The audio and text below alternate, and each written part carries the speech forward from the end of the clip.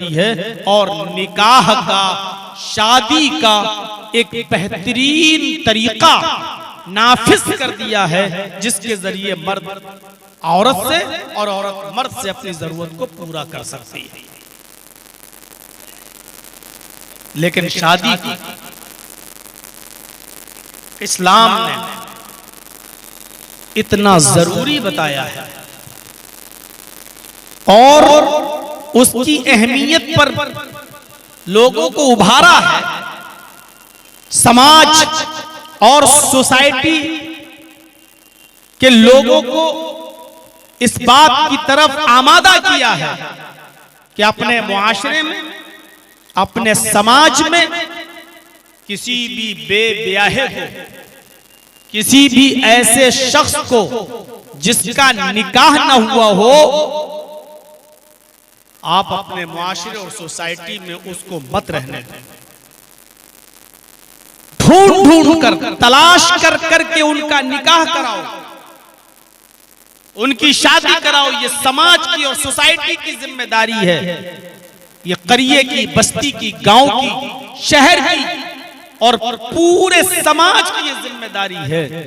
क्योंकि बेब्याहा इंसान, बेनिकाह वाला इंसान जिसकी शादी नहीं हुई, चाहे वो मर्द हो या औरत, मुआशरे के अंदर, समाज के अंदर उसकी जात से फितना फैल सकता है, फसाद बर्पा हो सकता है।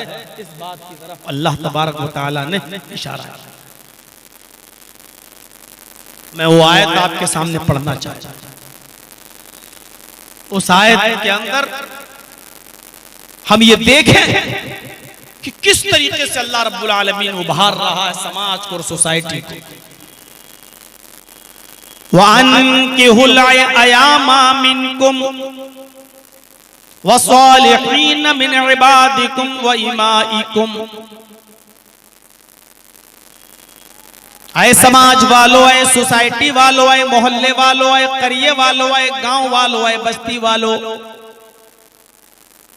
तुम्हारे समाज में, तुम्हारे दरमियान, तुम्हारे बीच में जो भी बेनिकाह वाले लोग, चाहे वो लड़के हो या लड़की, मर्द हो या औरत, जिनकी शादियां नहीं हुई हैं, जिनके निकाह नहीं हुए हैं, जो बेनिकाहे हैं, तुम उनका निकाह करा दो। अल्लाह रब्बुल आलमीन ने यहां नौजवानों को हुक्म नहीं दिया कि तुम शादी कर लो। बस्ती वालों को, करिए वालों को, गांव वालों को, समाज वालों को, जिस मुआशरे में हम और आप रहते हैं, उस मुआशरे को, समाज को अल्लाह ने कहा कि तुम देखो कि तुम्हारी बस्ती में कौन गैर शादीशुदा है, जो बालिग हो चुके हैं, चाहे वो लड़का हो या लड़की, मर्द हो या औरत, अमीर हो या गरीब, जो भी गैर शादीशुदा हैं, तुम उनका निकाह करा दो, तुम उनकी शादियां करा दो। इससे अंदाजा लगाइए शादी की अहमियत देखिए कितनी ज्यादा है। अल्लाह समाज को कितना पाकीज़ा बनाना चाहता है, कितना साफ सुथरा रखना चाहता है। ये तो हुक्म दिया है समाज को और सोसाइटी को, बस्ती को, गांव को, कि तुम उनका निकाह करवाओ। और एक और हुक्म, वस्सालिहीन मिन इबादिकुम व इमाइकुम, गुलामों में से और लौंडियों में से। अरब के अंदर गुलाम चलते थे। आज के जमाने में गुलाम और लौंडी का दौर खत्म हो गया है। उस जमाने में गुलाम और लौंडी चलते थे। बाजार लगता था बाकायदा, उस बाजार में लड़के बेचे जाते थे, लड़कियां बेची जाती थी। उनको, जिस लड़के को हमने खरीद लिया, जिस आदमी को खरीद लिया, वो जिंदगी भर के लिए हमारा गुलाम हो गया, क्योंकि हमने खरीद लिया। जिस लड़की को खरीदा वो हमारी लौंडी हो गई, हमारी बांदी हो गई। उस जमाने के अंदर ये आयत नाजिल हुई और अल्लाह ने उन गुलामों और लौंडियों के बारे में भी फरमाया कि शादी की जरूरत तो सबको है, हर मर्द को है, हर औरत को है, एक दूसरे की जरूरत तो सबको है। तो समाज का सबसे कमजोर तबका जो है वो गुलाम का तबका होता है, लौंडी का तबका होता है। अगर तुम्हारी नजर उन गुलामों पर पड़े और लौंडियों पर पड़े जो समाज का सबसे कमजोर तबका है, तो इन गुलामों में से, इन लौंडियों में से भी जो नेक लोग हों, जो साले लोग हों, तुम उनका भी निकाह करा दो, उनकी भी शादियां करा दो, यानी बगैर शादी के किसी को न रहने दो। अब बताओ शादियों में गुलाम आदमी क्या खर्च करेगा? जर्जीस साहब तो खुद किसी की गुलामी कर रहे हैं, तो अपनी शादी में हम क्या खर्च कर पाएंगे? एक लड़की खुद किसी की लौंडी है, खादिमा है, उसका निकाह हो रहा है, तो उसके घर वाले क्या खर्च कर पाएंगे? वो तो खुद ही लौंडी है। अल्लाह फरमाता है कि उन गुलामों की भी और उन लौंडियों की भी शादी करा दो जो नेक हो, सालेह। और आगे बहुत जबरदस्त बात कही अल्लाह ने, यकूनु फुकरा, अगर ये फकीर होंगे, गरीब होंगे, तंगदस्त होंगे, मुफलिस होंगे, इनके पास खर्चा उठाने और पैसा खर्च करने की गुंजाइश नहीं होगी, तंगदस्त होंगे, तो इससे भी मत घबराओ। युगनिहिमुल्लाहु मिन फज़लिह, अल्लाह इनको अपने फजल से गनी कर देगा, अल्लाह इनको अपने फजल से अमीर बना देगा, मालदार कर देगा। यानी गरीबी की वजह से कोई शादी करने से रह जाए, ये सबसे बड़ा जुल्म होगा उस तबके पे। आज हम शादी इसीलिए तो नहीं करते हैं ना, अरे अपने पैरों पे खड़े हो जाएंगे तब करेंगे, जब हम कमाने लगेंगे तब करेंगे, जब हमारे हाथ में कुछ होगा तब हम करेंगे। यही सोच तो आज हमारी हो गई है ना। यहाँ अल्लाह कह रहा है यकूनु फुकरा, निकाह तुम करा दो, ये मत सोचो कि ये फकीर हैं, ये गरीब हैं, ये तंगदस्त हैं, ये बदहाल हैं, ये अपनी बीवी को क्या खिलाएगा, जब इसकी शादी हो जाएगी तो उस लड़की को क्या खिलाएगा, क्या पिलाएगा, क्या पहनाएगा। यकूनु फुकरा, अगर ये फकीर होंगे, तंगदस्त होंगे, गरीब होंगे, युगनिहिमुल्लाहु मिन फज़ली, तो अल्लाह उनको अपने फजल से गनी कर देगा, अल्लाह उनको अपने फजल से अमीर बना देगा। शादी कराना तुम्हारा काम है, बस निकाह कराना समाज और सोसाइटी का काम है, उनको खिलाना और पिलाना ये अल्लाह रब्बुल आलमीन के जिम्मे है। ये मत सोचो कि ये होने वाली बीवी को क्या खिलाएगा। ये झमेले तो हमने पाले हैं कि इतना सोना होना चाहिए, इतना चांदी होना चाहिए, इतना जहेज होना चाहिए, इतना बैंक बैलेंस होना चाहिए। ये तो हमने और आपने ये झमेले पाले हैं, ये खुराफातें तो हमने और आपने अपने समाज में जन्म दिए, वरना शादी और निकाह के लिए तो ये झमेले नहीं होते। अगर ये गरीब होंगे, तंगदस्त होंगे, तो अल्लाह रब्बुल आलमीन अपने फजल से इनको गनी कर देगा। वल्लाहु वासिउन अलीम, अल्लाह बड़ी वुसअत वाला और बहुत जानने वाला है। वुसअत तो अल्लाह देता है, हमारे और आप की हालत नहीं है कि हम किसी को अमीर बना सकते हो, किसी को गरीब कर सकते हैं। अल्लाह वुसअत वाला है, अल्लाह गनी कर देगा अपने फजलो करम से। गरीबी किसी के निकाह में रुकावट न बने, ना लड़के के निकाह में, ना लड़की की निकाह में। कोई लड़की वाला ये ना सोचे कि हम अपनी बेटी को क्या देंगे, हमारी बेटी, हमारे पास तो कुछ नहीं, हमें बेटी के हाथ पीले करना है, कैसे जाएगी ये, हम कैसे इसका निकाह करेंगे। ये गरीबी की वजह से समाज में कोई लड़की बैठी न रहे। आप अंदाजा लगा सकते हैं, कुरान की इस आयत ने सारे झमेले खत्म कर दिए, कितना ज्यादा निकाह पे उभारा है। इन चीजों पर गौर करो। सबसे पहले अल्लाह ने कहा कोई भी कुंवारा लड़का और कुंवारी लड़की बेनिकाह के नहीं रह जाए, जैसे ही वो बालिग हो उनका निकाह करा दो। दूसरी बात कही, अगर गरीब तबका समाज का, गुलाम तबका, कमजोर तबका है, जिसके पास पैसे नहीं है, दौलत नहीं है, जो मजदूरी करता है, रोज कमाता है, रोज खाता है, इस वजह से अगर वो बैठा रह जाए और निकाह न करे कि हमारे पास कुछ नहीं, उन गुलामों के भी और उन लौंडियों के भी निकाह करा दो। और उसके बाद फिर अल्लाह तबारक व तआला ने फरमाया है कि फकीरी रुकावट न बने, गरीबी रुकावट न बने, तुम निकाह करा दो, अल्लाह उनको अपने फजल से अमीर कर देगा, अल्लाह अपने फजल से उनको गनी कर देगा। मुस्नद अहमद की एक रिवायत है बड़ी दिलचस्प। एक सहाबी अल्लाह के नबी के पास आए और आकर कहा कि अल्लाह के रसूल, बहुत तंगदस्ती है, बहुत गरीबी है, कुछ नहीं है मेरे पास, मैं कोई काम करना चाहता हूं, कोई काम बता दीजिए मुझे, मैं करूं। घर में बिल्कुल गरीबी की वजह से बहुत बुरे हालात हमारे गुजर रहे हैं। तो अल्लाह के नबी जनाब मोहम्मद रसूलुल्लाह सल्लल्लाहु अलैहि वसल्लम ने उससे पूछा, क्या तुम्हारा निकाह हो गया है? अब गौर से सुनिए, अल्लाह के रसूल पूछते हैं क्या तुम्हारी शादी हो गई, क्या तुम्हारा निकाह हो गया? तो वो सहाबी कहने लगे, नहीं अल्लाह के रसूल, मेरा निकाह नहीं हुआ, मेरी शादी नहीं हुई।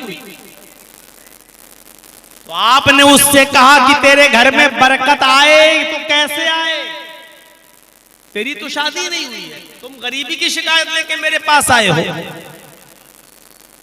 जाओ निकाह कर लो, शादी कर लो। कहा कि अल्लाह के रसूल, शादी करने से घर में बरकत हो जाएगी? कहा हाँ, जाओ। वो सहाबी गए और उन्होंने निकाह कर लिया। अब गौर होगा, जब निकाह कर लिया तो एक हफ्ते के बाद आए, 15 दिन के बाद आए, 15 दिन के बाद कहा अल्लाह के रसूल निकाह कर लिया है। आपने कहा कुछ हालात सुधरे? अल्लाह के रसूल और बुरे हालात हो गए, आपने निकाह करा दिया, हम फंस गए। अरे अभी कम से कम आजाद थे, थोड़ा बहुत तो जो मिलता था खा लेते थे, अब तो शादीशुदा हूं, जो मुझे मिलता था वो बीवी को खिला देता हूं, और मैं तो कुछ नहीं मिल रहा मुझे, अब तो बीवी की भी जिम्मेदारी हो गई है और हालात वैसे के वैसे। अब कोई काम बताइए अल्लाह के रसूल, अब तो शादीशुदा हो गया हूं, बड़ी तंगदस्ती है मेरे घर में।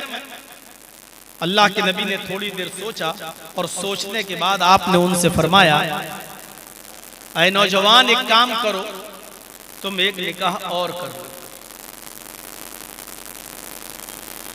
कहा अल्लाह के रसूल, आप क्या कह रहे हैं? एक शादी कर ली मैंने, अंजाम देख लिया, अब आप कह रहे हैं एक और कर लो?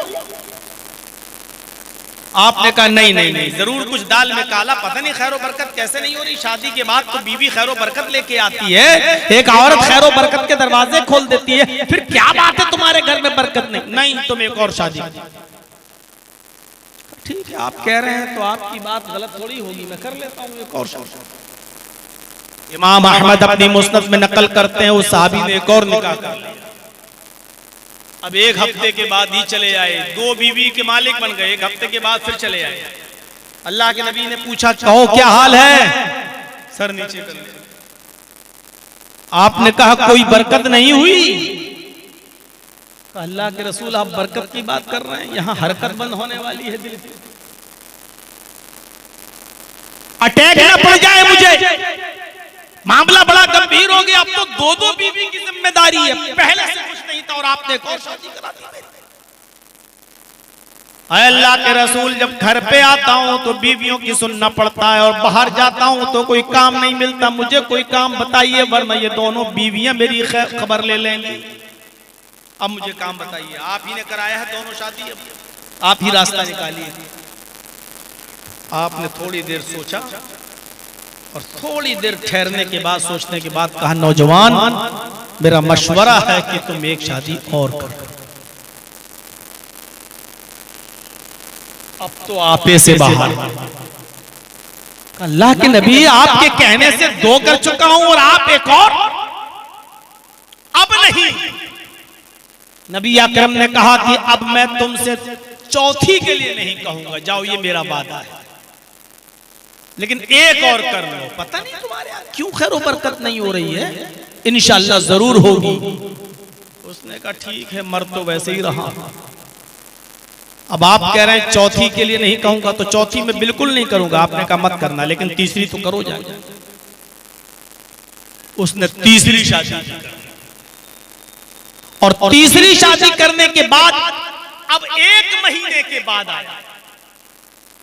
अल्लाह के नबी ने कहा क्या हाल है? पहली शादी की तो 15 दिन के बाद आए, दूसरी शादी की तो हफ्ते भर बाद चले आए, तीसरी शादी की तो अब 1 महीने के बाद, क्या हाल है? अल्लाह के रसूल अल्हम्दुलिल्लाह बड़ा अच्छा हाल है, बहुत अच्छी गुजर रही है, खैरो बरकत का। अल्लाह के रसूल बरकत ही बरकत। वो कैसे? कहा अल्लाह के नबी तीसरी बीवी जो मेरे घर में आई वो एक हुनर जानती है, वो खजूर के पत्तों से चटाई बनाना जानती है, खजूर के पत्तों को बुनकर चटाई बनाती है, और वो एक चटाई रोज बना लेती है, 1 दिरहम की इनकम हो जाती है, पूरा घर खाता है। मेरी तीसरी बीवी ने पहली बीवी को भी सिखा दिया और दूसरी बीवी को भी सिखा दिया। अब तीनों मिलके काम कर रही हैं, हमें रोजाना 3 दिरहम की इनकम हो रही है, 1 खर्च होता, 2 बचाता हूं। अल्लाह के नबी ने फरमाया और तुम क्या कर रहे हो? आप क्या करते हो? कहा अल्लाह के रसूल मैं क्या करूंगा, बीवियां कमा तो रही हैं, माशाअल्लाह सब कुछ ठीक है, मैं तो खाली बैठा रहता हूं। आपने कहा कि तुम्हारी बीवी जो काम जानती है, काम तुम भी सीख लो, 1 दिरहम की और मजीद इनकम होगी, और अगर कोई बीवी तलाक ले ले या छोड़ के चली जाए तो कम से कम तुम अपना पेट खुद तो पाल सकते हो, ये हुनर तुम्हें मालूम होगा, तो भीख तो नहीं मांगोगे, दर दर की ठोकरें तो नहीं खाओगे, तुम ये हुनर खुद भी तो सीख लोगे, अपना पेट खुद भी तो पाल लोगे, जाओ ये काम तुम भी सीख लो। तो पूरा वाकया बताने का मकसद ये था कि शादी करने के बाद इंसान की फकीरी और गरीबी और तंगदस्ती मिट जाती है। हमारे मुआशरे और समाज में शादी के बाद गरीबी आ जाए तो ये जरूर कमी है, या तो हमने जहेज की डिमांड की है, या हमने शादियों में खुराफातें मचाई हैं, या हमने तरीक़े रसूल को छोड़कर और शरीयत मोहम्मदी से इन्हिराफ करके हमने शादी की है। इसलिए आज हमारे घर में खैरो बरकत नहीं हो रही है। इन यकूनु फुक़रा युग़निहिमुल्लाहु मिन फ़ज़ली, अगर वो फकीर होंगे तो अल्लाह उनको अपने फजल से गनी कर देगा, अल्लाह उनको अपने फजल से अमीर कर देगा, अल्लाह उनको अपने फजल से नवाज देगा। ये बताया है कुरान।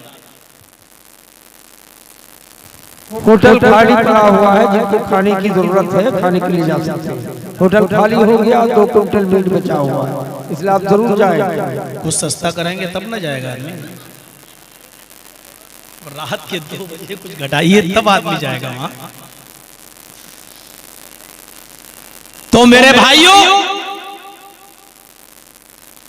शादियों के बाद तो खैरो बरकत होती है, लेकिन यहां हम देख रहे हैं कि हमारे पास यही शिकायत है, आदमी कमाता नहीं है, हमारी बेटी रहे तो कैसे, कितनी शिकायतें। हम लोगों से पूछो मेरे भाइयों, कितनी पंचायतों में जाना पड़ता है, कितने मामलों में बैठना पड़ता है, मियां बीवी के आपस में ताल्लुकात खराब हैं तो वहां पंचायतों में जाना पड़ता है और मामलों को हल कराना पड़ता है। यही शिकायतें सुनने में मिलती हैं, ये शराब पीता है, कमाता नहीं है, डांटता है, कुछ काम नहीं करता है, ये नहीं करता है, और हम लोग बीच बचाव कराने के लिए घर बन जाए गृहस्थी टूटे नहीं, यही मामले हल करते रहे।